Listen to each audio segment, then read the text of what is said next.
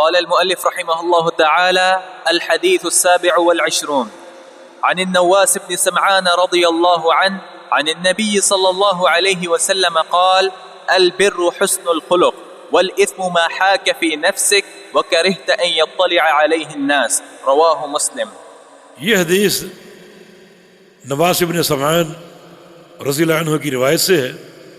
فرماتے ہیں کہ رسول اللہ صلی اللہ علیہ وسلم نے ارشاد فرمایا: البر حسن الخلق، کہ نیکی اچھے اخلاق کا نام ہے.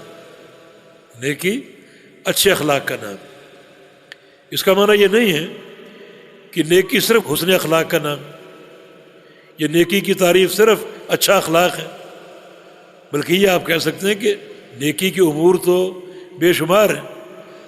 ان امور میں سب سے اہم امر جو ہے وہ اچھا اخلاق ہے.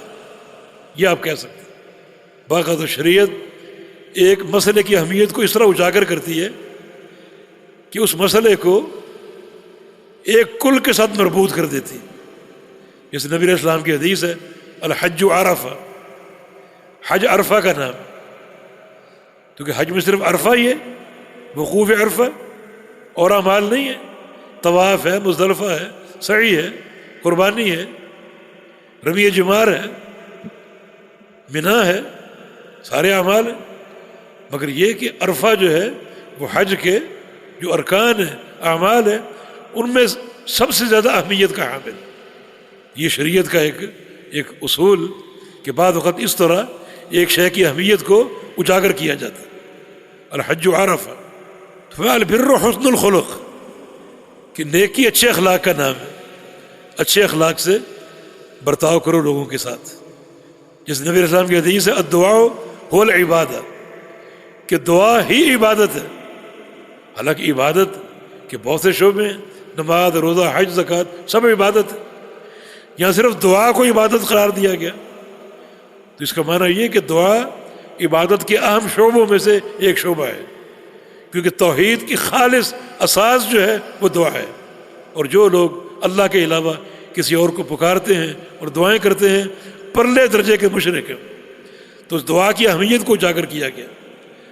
فرمایا کہ نیکی اچھے اخلاق کا نام ہے.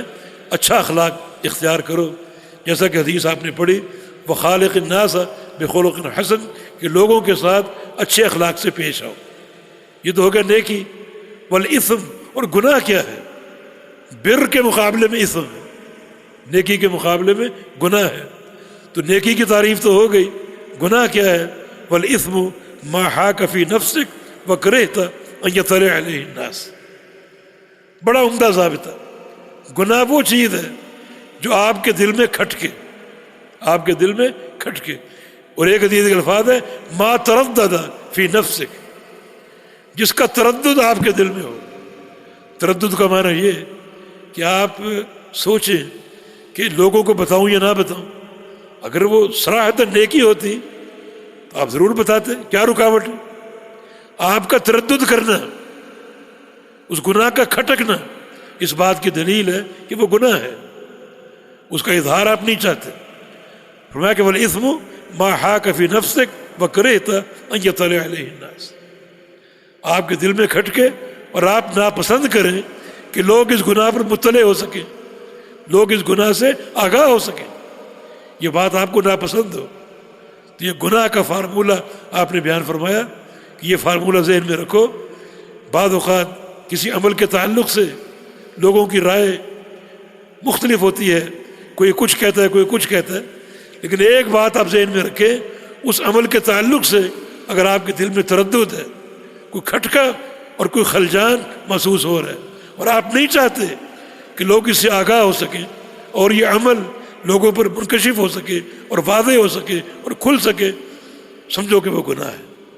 سمجھ لو کہ وہ گناہ ہے. لوگوں کا فتویٰ کچھ بھی ہو، لوگوں کی آراء کچھ بھی ہوں، مگر آپ کا دل یہاں ایک فیصلہ آپ کو دے رہے. جب آپ اس کو چھپانا چاہ رہے ہیں، اس کے بارے میں متردد ہیں، تو اس کو گناہ ہی سمجھو.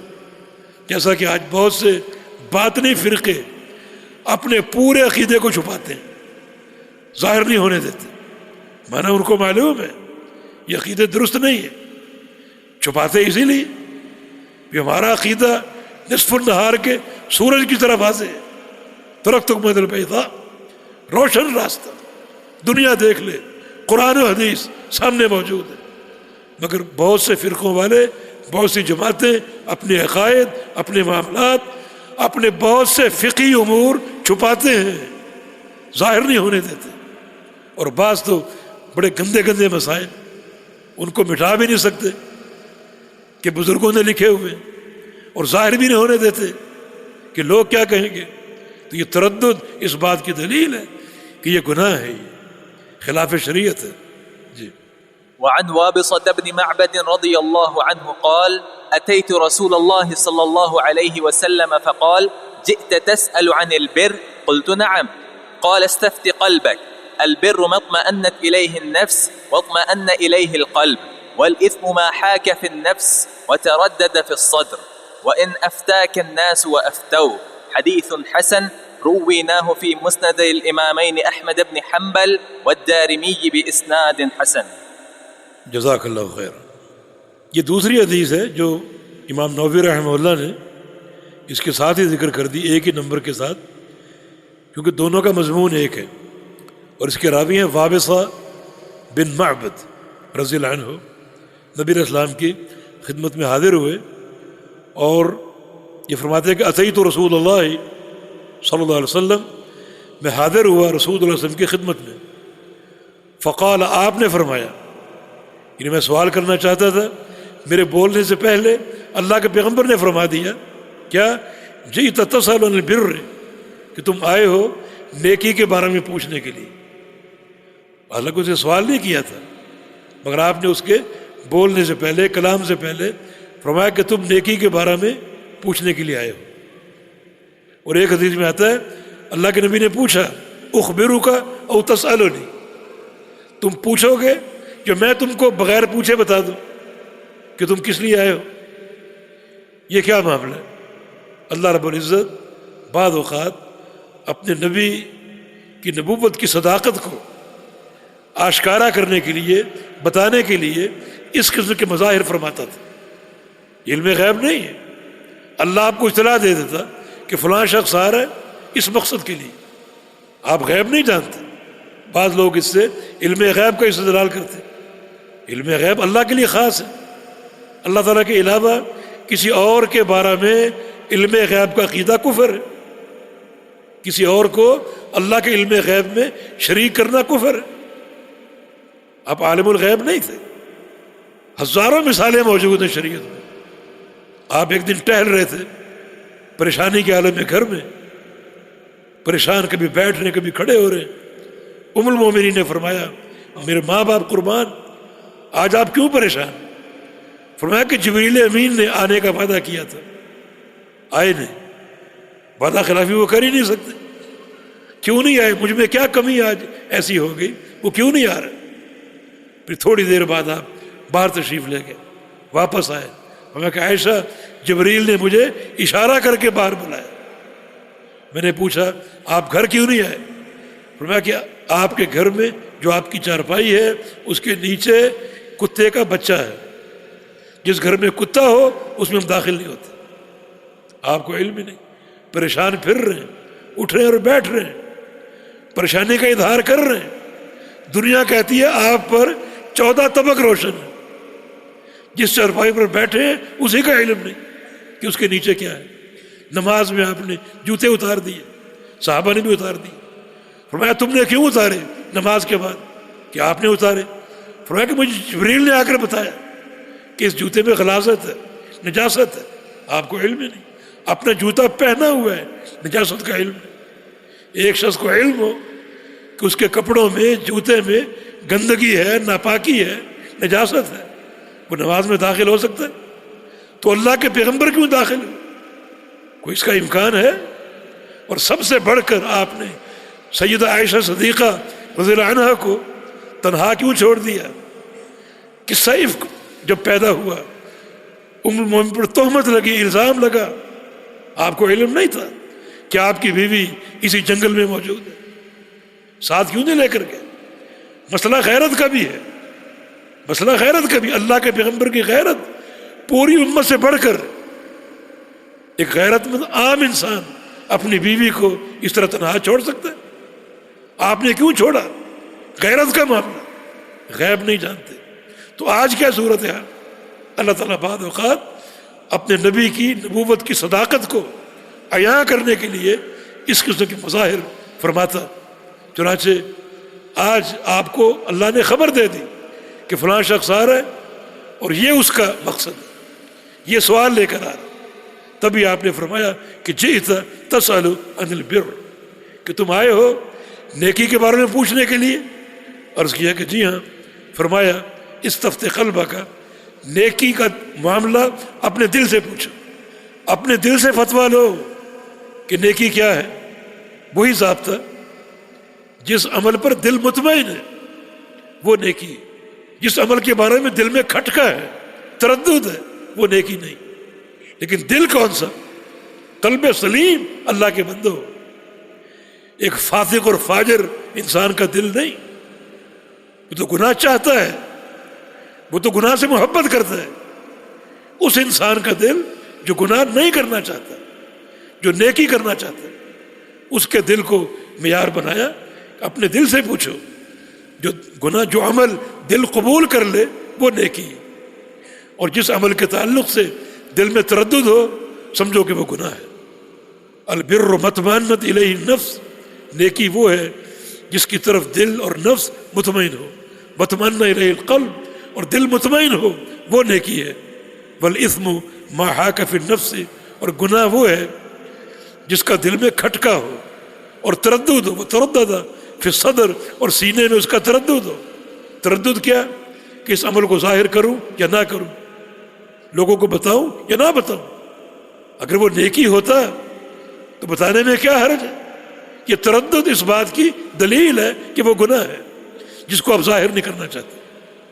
بین افتاک الناس بافتوک، اگرچہ لوگ آپ کو اس عمل کے جواز کا فتویٰ دیں، وافتوک، یہ دوبارہ افتو تاکید کے لیے، پہلے افتا کی یہ تاکید کر رہے ہیں، لوگ فتویٰ دیں اور فتویٰ دیں، لیکن اپنے دل سے بھی پوچھیں۔ اس کا معنی یہ ہے کہ بعض اوقات کسی عمل کے بارے میں لوگوں کا فتویٰ ہوتا ہے، آپ کے سامنے آتا ہے، یہ کافی نہیں، فتویٰ اور ساتھ اطمینان قلبی، یہ دو چیزیں۔ اور اگر دل میں تردد ہو تو آپ اور آگے بڑھیں، اس مسئلے کے تعلق سے مزید آپ استفسار کریں، کتاب و سنت کے دلائل تلاش کرنے کی کوشش کریں۔ لیکن یہاں نیکی اور گناہ کی پہچان کا بڑا ایک آسان ضابطہ کہ جس چیز کو دل قبول کر لے، دل میں بشاشت ہو، دل میں فرحت ہو، انشراح ہو، وہ نیکی ہے۔ اور جس عمل کے تعلق سے دل میں تردد ہے اور دل میں جو ہے وہ خلجان ہے، کھٹکا ہے اور تنگی ہے، آپ لوگوں پر ظاہر نہیں کرنا چاہتے، پسند نہیں کر رہے، سمجھے کہ وہ گناہ ہے۔ یہ ایک آسان سا ضابطہ اس حدیث میں بیان ہوا۔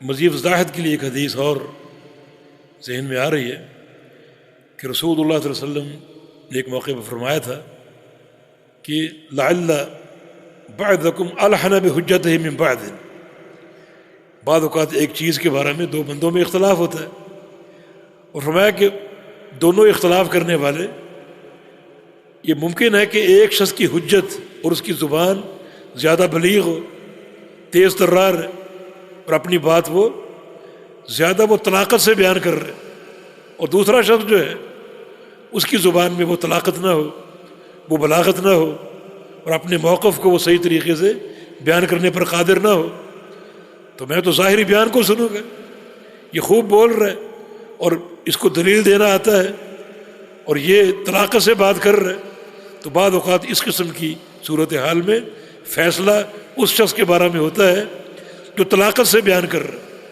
اپنی بات کو وضاحت سے پیش کر رہا ہے، اور حالانکہ حق دوسرے کا ہو سکتا ہے، تو فیصلہ میں ظاہر کو دیکھ کر اس کے حق میں کر دوں گا جو اپنی بات بھرپور طریقے سے بیان کر رہا ہے۔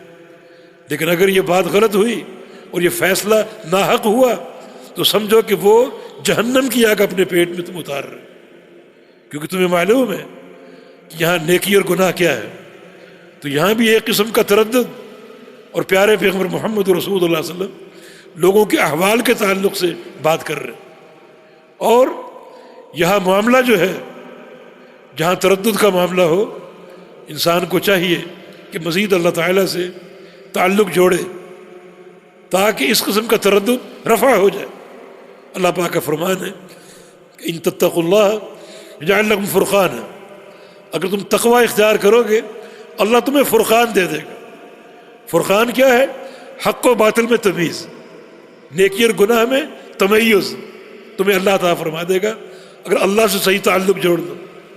تو اس قسم کی صورتحال اگر بن جائے اور انسان کتاب و سنت پر قائم ہے اور اپنے قلب سلیم کو بھی دیکھ رہا ہے، لیکن تعلق باللہ جو ہے وہ فرقان کے حصول کا ایک بہترین ذریعہ اور سبب ہوگا۔ تقوی، اگر صحیح معنی میں اللہ کا خوف ہوگا اور تقوی ہوگا اللہ تمہیں فرقان دے دے گا، یعنی فرق کی صلاحیت، فرق کی صلاحیت، نیکی اور گناہ میں فرق، صحیح اور غلط میں فرق، کون سی نماز صحیح ہے کون سی غلط ہے یہ فرق، کس کا عمل مقبول ہے کس کا مردود ہے یہ فرق، تردد زائل ہو جائے گا اور اللہ یقین پر تم کو قائم کر دے گا اور فرقان عطا فرما دے گا۔